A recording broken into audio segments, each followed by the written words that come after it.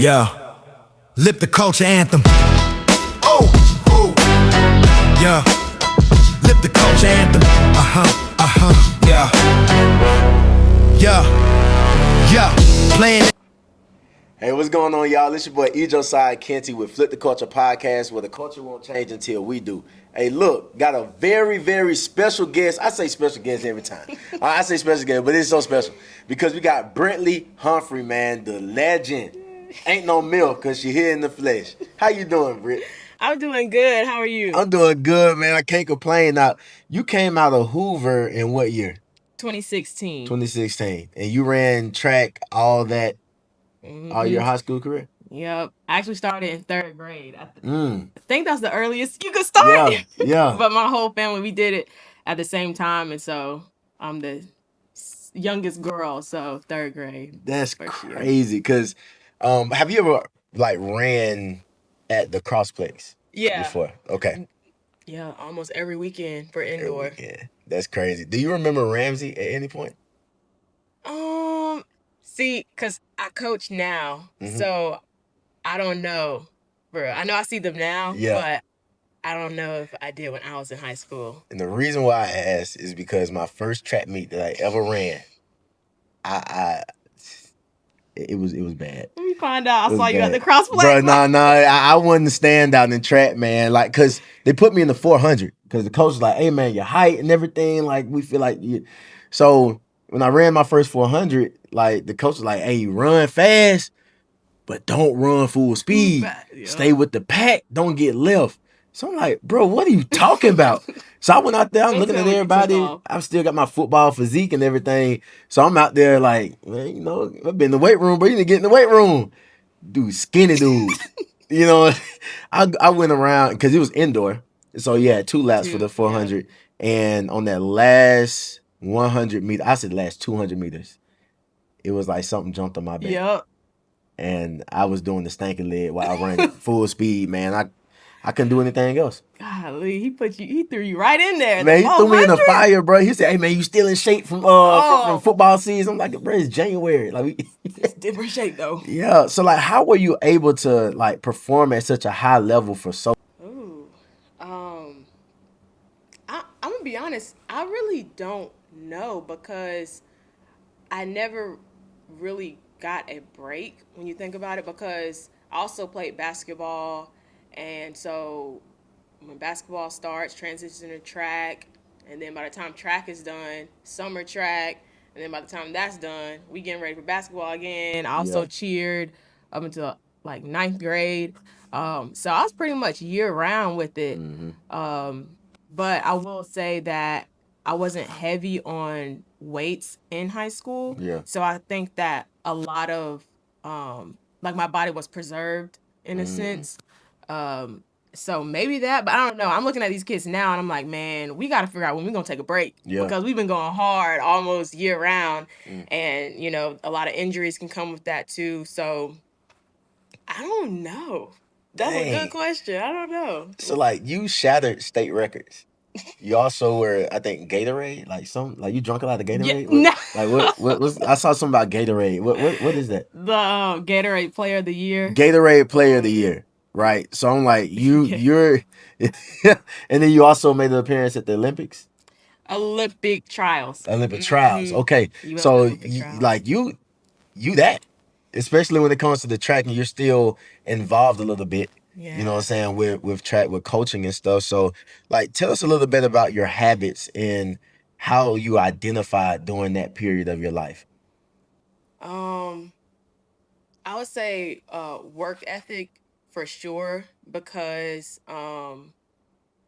it's easy to work hard when you're like doing good, when you're winning. I know in the state of Alabama, I won a lot, but every summer I would go compete against the nation, and I would never win. I'd make finals, I'd be top 5. So that always kept me grinding, knowing that, okay, I may have won a meet here, won state championships here, but when we go to nationals, like, I don't have to turn it on. So I always worked very hard, even when teammates rolling me in practice or like disappointing meet after meet. I would say that really has like gotten me where it's allowed me to accomplish the things that I have accomplished. Just so resilience, I would say, being able to keep going, even if you're not seeing the results, but keep working Yeah. hard. So So how did you keep a healthy mental space? Like, cause you know what's out here in the world, but back at home they're celebrating you and they're like, hey, this is the best we ever seen. yeah, But it's like, hey, what yeah. I've seen is like, no, like this is not it. So like, how did you balance, or if you did you balance it? I so I say track athletes.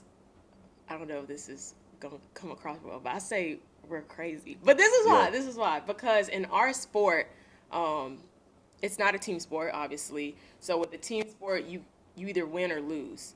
So when you win, you may not have played as well, but you still won. And sometimes when you lose, you may have had your best game. So Yeah. you're like, man, I lost, but like I just improved my stats. With track, you run your best time, and you may never run that time ever again. Wow. So every single track meet, you have this time that you've ran, and every time you miss it, it's considered like a failure. And so mentally, I don't know what keeps us going, Yeah. but that just makes the sport so hard and so difficult. And I tell people now, you kind of almost have to be like delusional in a sense. Like every time you step on the track, you tell yourself, this is about to be the best race. Even though I'm hurt, I'm injured right now, this is still about to be the best race. I don't feel like it is, but you just have to tell yourself over and over, and eventually it will be that best race. So you just gotta be a little delusional. Dang. So I'm even trying to think, like wrapping my head around it, right? I'm trying to get into the mindset because I ran track, but I still had the football mentality, Yeah. right? So you said that you gauge most of your success by like PRing, right? Yeah. Like your personal record.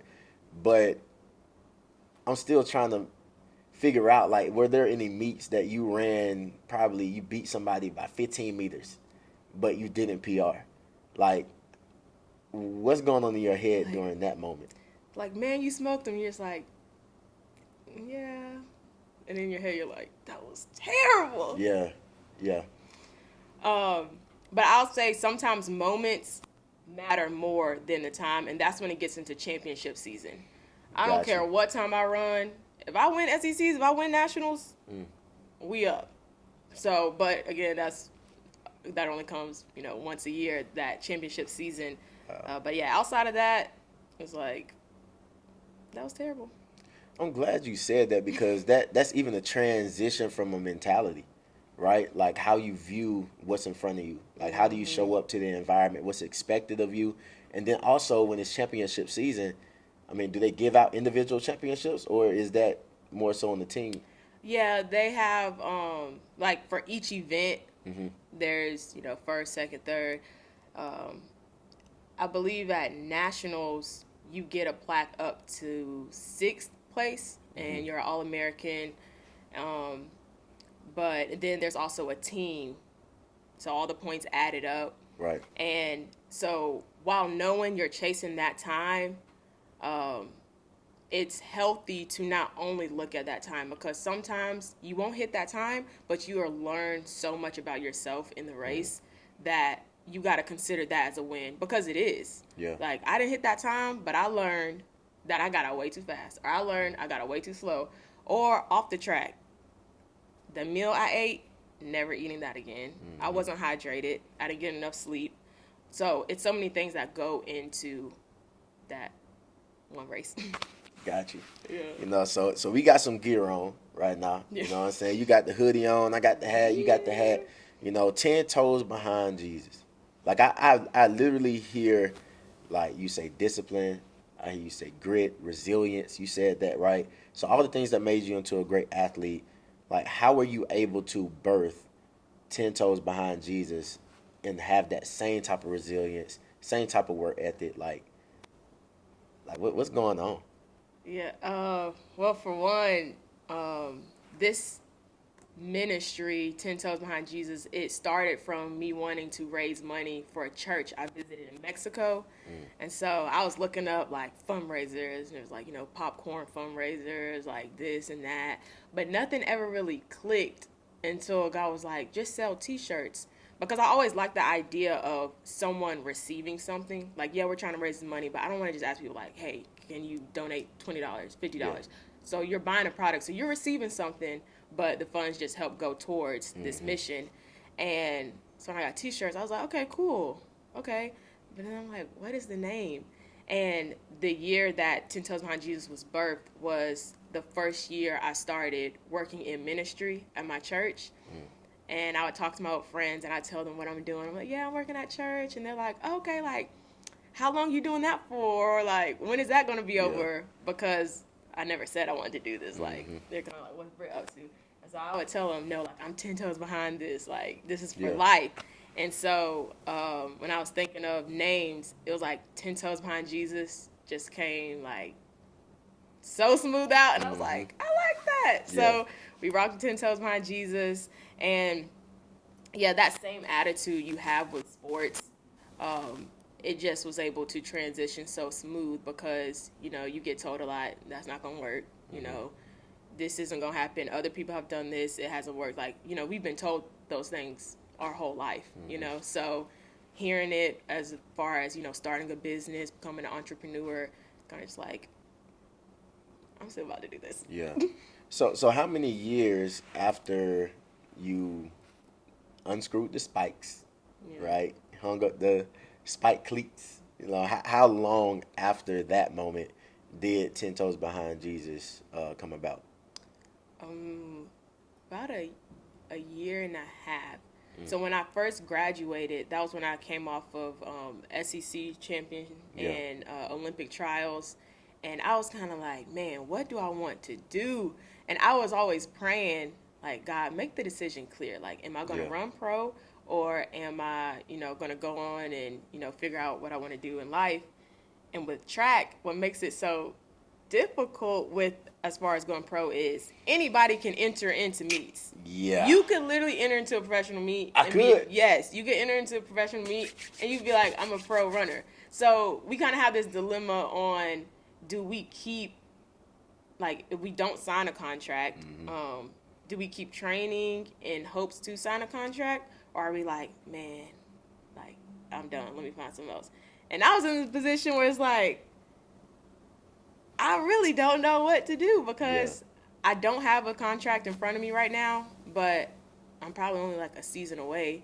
Or in fact, I've run times that, can get me there. So it was a hard dilemma. I actually started training for the pro circuit. And as I was training, I was like, this isn't it. I don't know what is it, but like, this isn't it. So I decided to close that book with running and picked up coaching. And then that's when I started serving in church. And then the next year, 10 toes, everything just started coming. So, like, were the people around you, not just your circle, but the people that you encountered that knew you as this SEC, that knew you went off to LSU, remember what you did during these meets, like back at home, how receptive were they by not seeing anything else come from track? Always felt support, whether I did it, because, again, I was training for it, so people were under the impression that I was still running. Supportive there, and I was like, nah, it's not it. Supportive there also because, how old was I? I can't remember. I was like maybe 23 or 24. I started running track in third grade. Like, my whole life has been practicing 5 to 6 days a week, like my whole life. So I was like, let me just see, like, outside of this what it's about. And of course, I'm creative. I like to do a lot of things. I worked at a coffee shop when I was in college, and I loved that job. So I was like, I'm just a people's person. So that was kind of intro into the next season of my life. That's good. So if somebody wants to get into, like, starting a business, right, and they're like, man, I don't know if I got any money, bro. I don't know. I got I got an idea, but I don't know what the infrastructure looks like. Like, what's some of the first steps that they could take to start moving in the right direction? I always ask people, why do you want to start this business? Because it is not about to be easy at all. So the idea, you usually only think of the positives, which is good. You know, you need that. But you also got to think, if I don't make a single dime, if I don't get any support from anyone, is this something I still want to do? Yeah. And I always have wanted to start a business, even when I was younger. And I would go to my mom like, what about this? What about that? And she'd be like, no, no, no. And I remember being so mad at her because I had such a good idea. I'm like, Yeah. Mom, this will work. I had someone make a website for me. And she was like, nah, it's not it. And my why wasn't, I didn't have a why behind all those. Those were just good ideas. But when this one came, I was like, oh, this is something I know for the rest of my life. Like, I'm going to be doing. So, yeah, I would ask them their why. And then I would also ask them, like, what is your plan? How, like, literally write out, how much do you need to start with? What's your goal? This and that. Because some people get into it and then they realize they're like, this is like way in over my head. So yeah, I would start with those two things. Yeah, that's cool because like I'm a business owner as well, so it's like, you know, my first business that I had, it was my name. It was Josiah Kenty LLC. It was up in Kentucky. I started doing COVID because, you know, what else to do, you know? So I started like getting that, and I didn't have any guidance, none.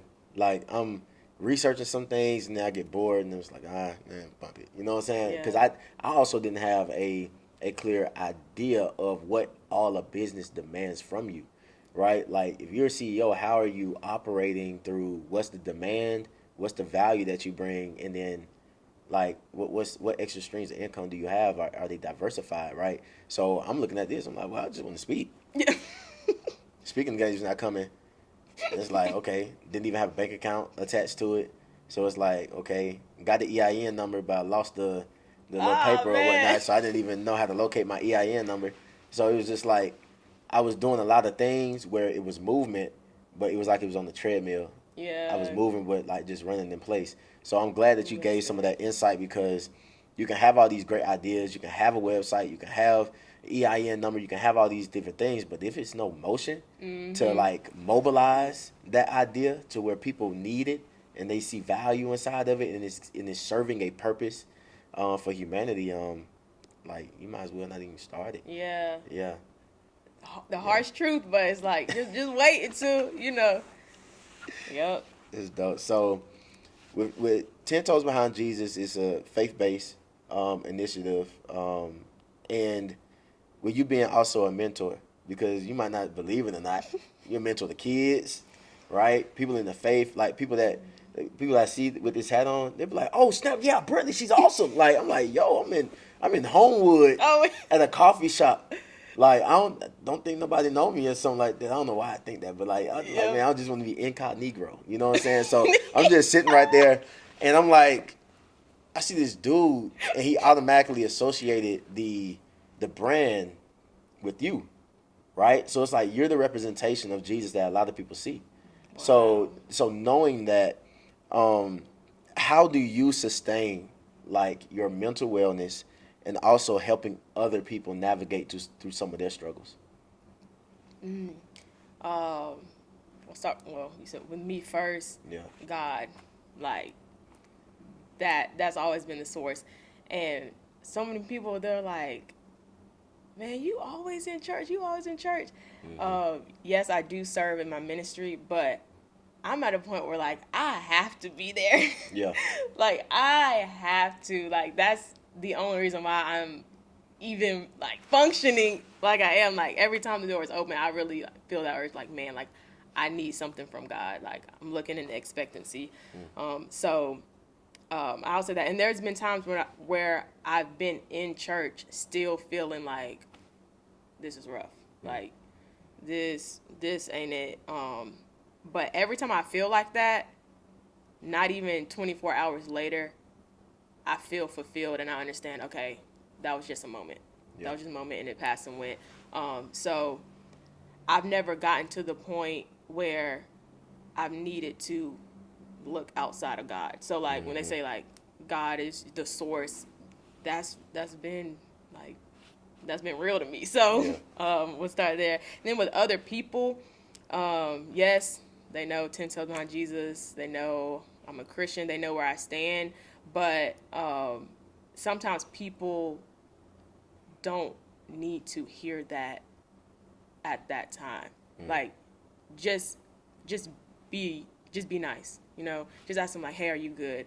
Like the first thing isn't always like, "Did you pray?" You know, and also you gotta know who you're talking to too. But yeah, that's what I've learned, and I'm continuing to learn that because oftentimes I'll find myself like if I've talked to someone, haven't even mentioned God or brought anything up, later on they'll come and they'll bring God into the picture. Or they'll ask me like, "Hey, like what scriptures do I read? This and that," and there's been other times when I have just been like, pray, read the scripture, and I can feel like pushback.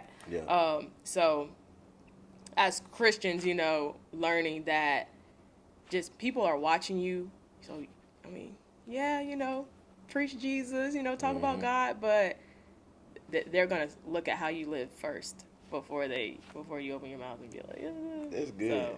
So, So I'm gonna challenge you, right?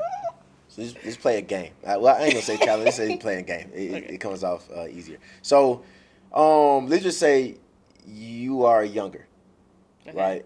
And you're facing little Brittley. She's like 12 years old, 13 years old, right? The only language she knows is track. She eats, sleeps, breathes track, right? And she's going through a tough time, and she runs the hurdles just like you do, or did. And you're trying to explain the love of Jesus Christ. But the only thing she understands is the terminology of track.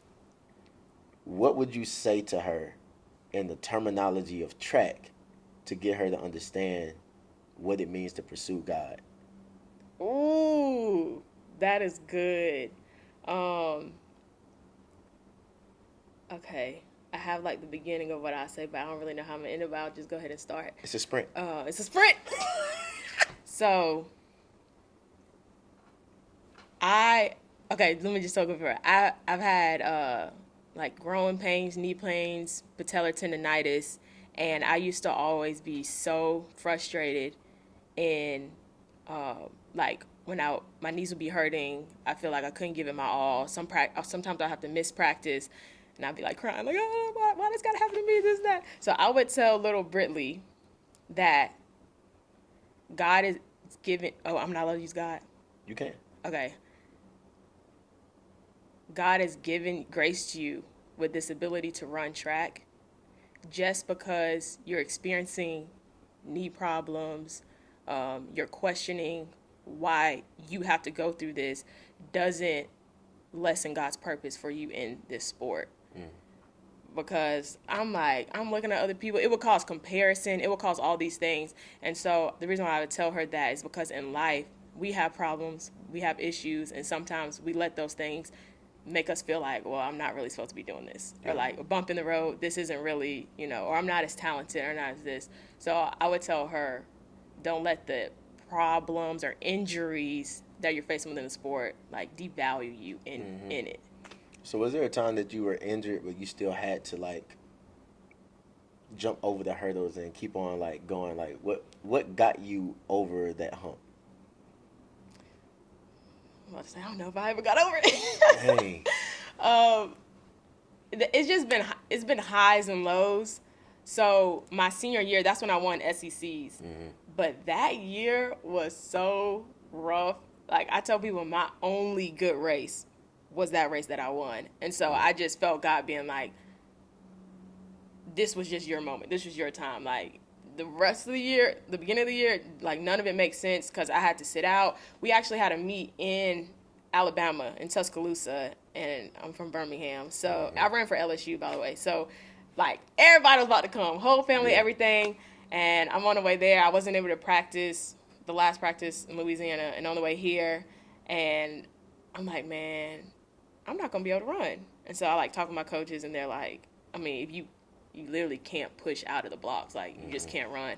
So it was my senior year, so I was kind of looking forward to everybody being able to see me compete. I was like, Mom, not gonna be able to run. I think my parents still came though, cause like we're kind of right down the street. Yeah. But yeah, it's just moments like those. It's like, man. But then fast forward to SECs. Like I remember crossing the line, I hear my mom cheering. Like everybody's cheering, but I was Yeah. able to make out her voice, and I was like, Yeah.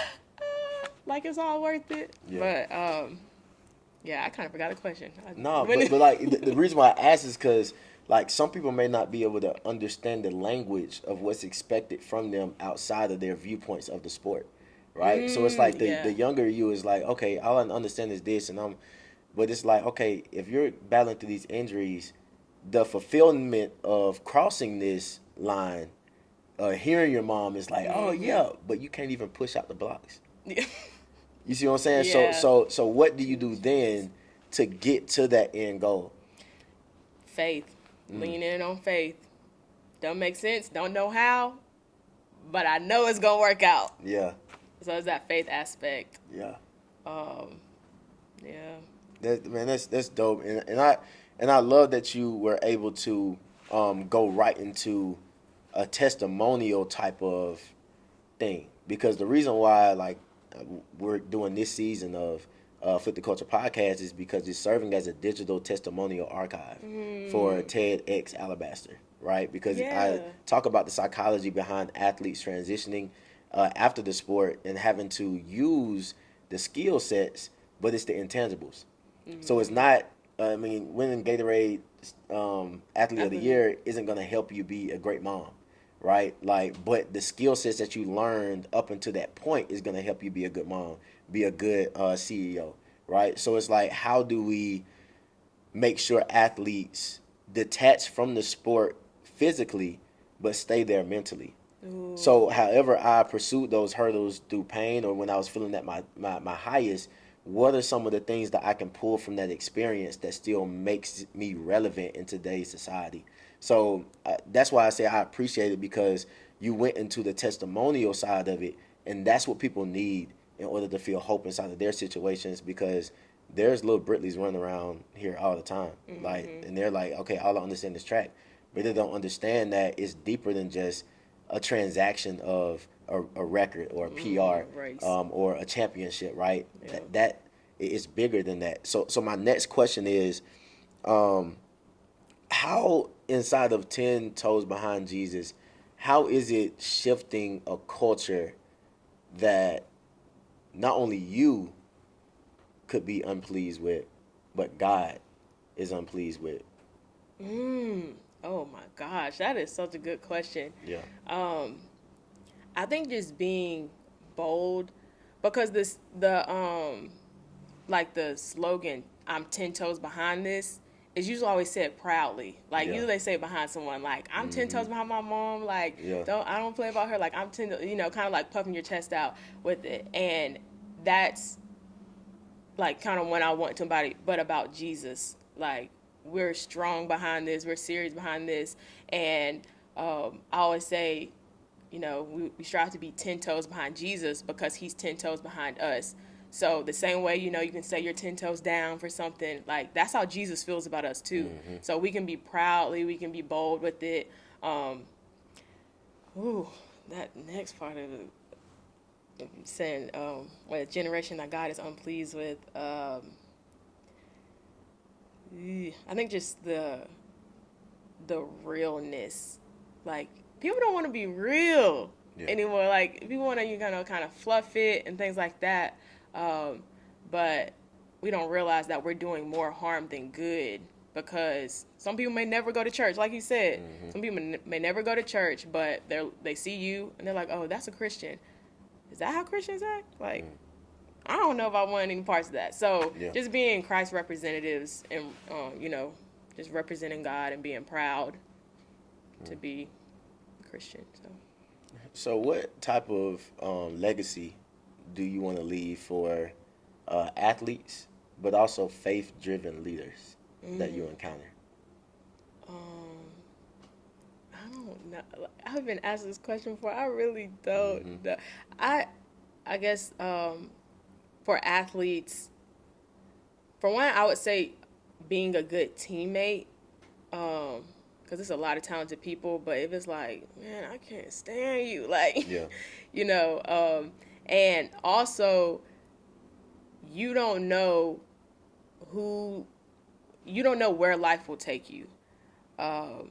You may need your coach to recommend you for a job outside of this, or your teammate may go on to do this and do that. So, character, that's it. The legacy I would like to leave behind is character for sure. Because again, talent is good, but if your character is out of whack, like not there, it will do more harm than your talent can ever take you. So, Yeah. character. When I think about character, I think of like a statue, right? Like if a Yeah. statue, like the statue that was out there, like today, That's what I'm tomorrow, forever, that statue is gonna be standing the same way at the same time, like every single day. Like whatever is expected from that statue is going to present it, there. right? But statues, especially if it's like built out of iron and everything like that, it goes through a very extenuous process where there's fire, there's heavy beating, right? So like when you think about how your character is built over the years, what type of fire have you been under that is like, hey, we say Brittley say she this, we finna see. You see what I'm saying? So like, what type of fire have you been in over the years that didn't just test you, but it proved that it's like, hey, like I really do have good character. Having my parents as examples, I know that has helped me a lot. Like this, I see the way people respect my dad and my mom, and they're so giving. Like they're always giving, they're always helping, they're always doing for others. And so I'm just seeing like that really is the way to give. This, they didn't grow up, you know, wealthy, middle class, definitely not. Like they grew up in the projects. My mom was one of 12 siblings, so Wow. you know how that goes. Wow, man. Yeah, so first having them as examples, and I guess just experiencing a lot of people with poor character, it always left me like, I do not want to be like that. Like, I do not want to be like that. It's easier sometimes to, be like that, let it show. And just show them respect. Because there's been a lot of times where I felt like I wasn't respected because I wasn't speaking up for myself or things like that. So learning to, speak up for myself if something isn't right or I feel like things should be done differently, like just have that conversation respectfully. There was one time where it wasn't respectfully, but apologizing, especially with like coaches and things like that, because with my experience, all of the coaches that I've had, they know that it can get very emotional and there's a lot of frustration with things, and they all respect like where you're coming from, even if you are wrong. So just communicating with that, you'll be good. You'll be good. And that's good. I'm glad that you like pointed back to your experience with sports, because that's when we were able to be emotional, right? Yeah. And it's like, hey, is like true. I know I'm emotional, but like I'm emotional because I care, coach. Yeah. You see what I'm saying?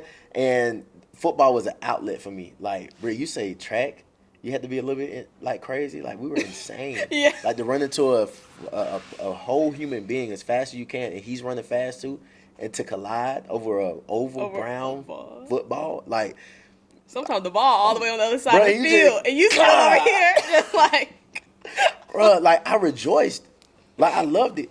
I loved it so much, and I know it's gonna sound crazy, but I got to explain, because people don't understand. Like, you can be having a bad day and want to slap the first person that you see, and it's like, okay, I know if I slap, I can't play ball. So the only thing standing between me and you having bodily physical harm inside this classroom is because I need to play. yeah.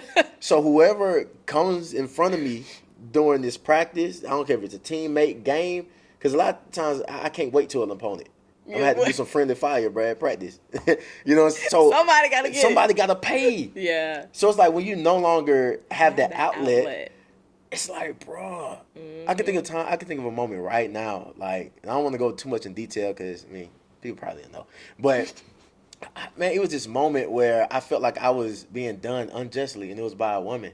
Like she had did some shiesty stuff when it pertains to like money, right? So I was into it with her, and it was a crowd, like it was a masquerade. It was people that was there that knew me, knew my parents. My parents was there sitting at the table, and I had this interaction with her, and I started getting loud.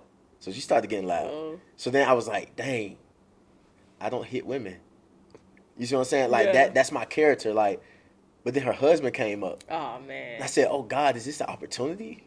No. Or is this like is this a test? Yeah. You see what I'm saying? It's like, is this a blessing for me to out like? So it's moments like that where I'm like, dang, bro, I need to get back in right standing with God, like, because that feeling was the same feeling that I felt with football, to give that outlet, and I'm about to project it on somebody else. And that's some of the dangers with like ball players, especially football players, that we project our emotions on other people, and we can cause this physical harm to somebody. But it's like, how well does that translate into regular life? So I'm curious, like, when you were running, because I hear people say all the time, running is therapeutic. Yeah. It's torture to me. Yeah. So like, how therapeutic, if it was therapeutic for you, like how did you feel when you were out on the track or training? So I'm glad you asked that question, because I wanted to say this to that anyway. It's weird to think about, because like you said, it don't matter what's going on throughout your day. You have classes, drama, this and that, but like when I have track practice, I'm not thinking about anything for like the hour to 2 hours of practice, other than the workout, running, this and that. And it was just such a relief, because it was like life was just on pause for like that time. And then, get back to it. And so transitioning into real life, you don't really have that, like, you don't really have that moment. But I was going to say, that's why being deeply rooted in your faith is so important, because you will find yourself, like, there's a scripture, draw nigh to me and I'll draw nigh to you. Like, the closer you get to God, the closer he'll get to you as well. And you'll find yourself, like, in that same situation could happen, and you'll feel almost the same things, but you're just able to handle it differently. And that's due to you working and strengthening your relationship with God. Because I was about to say I had a similar situation, but I never confronted the person. It was dealing with like money and stuff. And I was just like, God, you see, they just robbed me, basically. Like, that just is not fair. But God was like, and I was like, I was talking to my friends. I was like, I feel like I should just say something, just to let them know. Like, I wasn't going to, like, go off, but I just wanted them to know how I felt. Like, maybe we could work through it, talk through it. But God was just like, don't say nothing, don't say nothing, don't say nothing. Not even a week later, someone donated to 10 Toes. Like, wow, man. 3 times as much as the money, like, that I was even tripping about. Yeah. And I was just like, I just felt God be like, that's why I told you not to say anything. Like, I got this. Yeah. And I was just like, man. It just makes you really want to, like, just go hard and, like. Yeah, when you said, like, draw near to me as I draw near to you, I thought about track, right? It's like, okay, if I were to close my eyes right now and I'm getting ready to come out of the blocks, and there's a finish line there, and the finish line is Jesus, and it's like, dang, bro, I don't know if I got 100 meters in me today, bro. But it's like, Jesus is saying, like, hey, like, go as hard as you feel like you can go. Like, give me your all. And then the finish line just starts. Like, what would that moment feel like for you? To know that you started in this place, you were giving it all you had, and it seems as though the finish line is getting closer to you. You're stressing out about PRing, right? Like, what would that PR look like? That's another reason with track, like, I really love the sport, because you're, like, faced with these workouts, and you're like, it's no one in the world. I'm gonna make this. Like, it's no one in the world. But you got to mentally be like, I can do it, I can do it, I can do it, until you get to that second to last rep, and you're like, oh my gosh, like, I really can do it. I've hit my marks. I've done it. all of it. And so it's like we're in practice, so we're not getting like professionally time to get a PR, Yeah. but that's a win. Like that's a W. Yeah. And that's a good feeling. Yeah. What is it? Self improvement? Yeah, self-improvement. Yeah. Yeah. So how can like Flip the Culture and also how can TEDx Alabaster be supportive of the movement with 10 Toes Behind Jesus? What you doing now? You have your own brand, podcast, doing things, and you repping 10 Toes Behind Jesus. So Yeah. like, I appreciate that. I mean, just support like that is nothing more that I can ask for. And then you tell me about the coffee shop experience.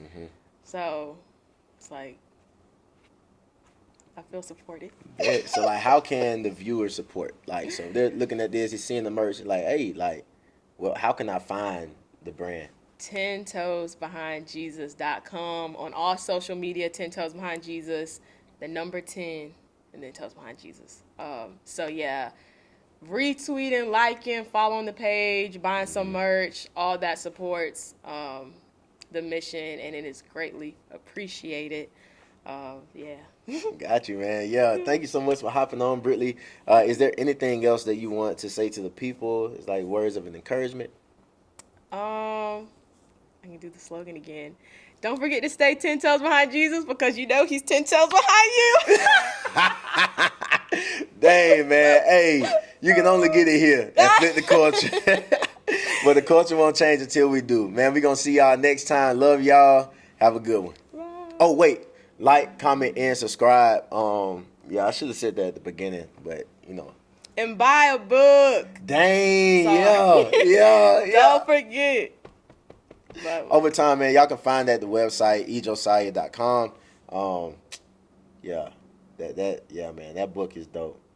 We'll talk about that another time. Yeah. You know what I'm saying? Yeah, this is about you, really. All right, see y'all again. Bye.